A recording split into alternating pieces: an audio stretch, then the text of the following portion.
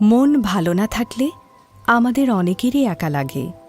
ইচ্ছে হয় কারো কাছে মনের কথা খুলে বলি, একটু একান্ত সময় কাটাই। কিন্তু নানা সংকোচ ও ব্যস্ততার কারণে অনেক সময়ই কারোর সাথে কথা বলা বা সময় কাটানো হয়ে ওঠে না।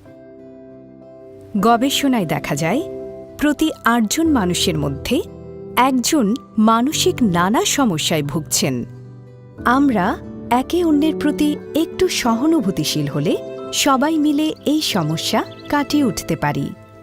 শরীরের পাশাপাশি আমাদের মনেরও যত্ন প্রয়োজন। আসুন প্রাণ খুলে কথা বলি, অন্যের কথা মন দিয়ে শুনি, নিজের ভালো লাগে এমন কিছু করি, নিজেকে বুঝি, অন্যকেও বোঝার চেষ্টা করি, আনন্দে থাকি, আনন্দে রাখি। মনের ব্যথা বলুক কথা।